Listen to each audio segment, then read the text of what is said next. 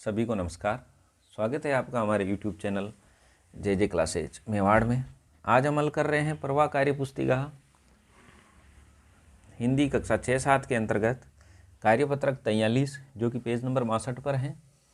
आइए हम शुरू करते हैं। इससे पहले चैनल पर नए हैं सब्सक्राइब कर दें जिससे कि आने वाले वीडियो आपको मिलते रहें।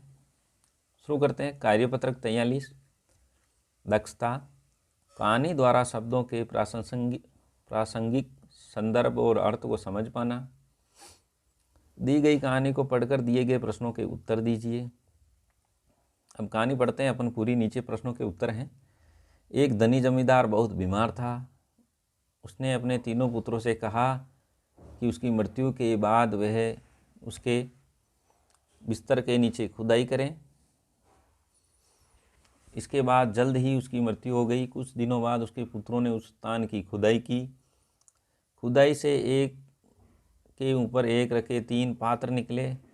सबसे ऊपर वाले में मिट्टी, बीच में सूखा गाय का गोबर और नीचे पात्र में भूसा भरा था। सबसे नीचे एक चांदी का सिक्का था।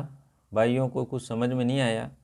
सबसे बड़े भाई ने पिताजी की पात्रों में रखी चीज़ों के द्वारा हमने कुछ कहना चाहते थे। उन्हें बहुत सोचा परंतु कोई भी समस्या को नहीं सुलझा सका। अंत में उन्होंने अपने डॉक्टर जो कि पारिवारिक मित्र भी थे उन्हें उलझन बताने का निर्णय लिया। जब भाइयों ने समस्या मित्र डॉक्टर साहब के सामने रखी तो वो हंसने लगे। उन्होंने कहा, इसका अर्थ बहुत आसान है। तुम कहते हो कि सबसे ऊपर वाले पात्र में मिट्टी है।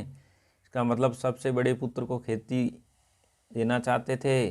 दूसरे पात्र में गाय का गोबर है। इसका मतलब है कि वे दूसरे को पशुओं का झुंड देना चाहते थे। आखिरी पात्र में भूसा है तो भूसा सुनहरे रंग का होता है। इसका अर्थ है कि वे सबसे छोटे पुत्र को सारा सोना देना चाहते थे। सबसे छोटे भाई ने कहा, पर एक बात समझ में नहीं आई कि पात्रों के नीचे चांदी का सिक्का क्यों था।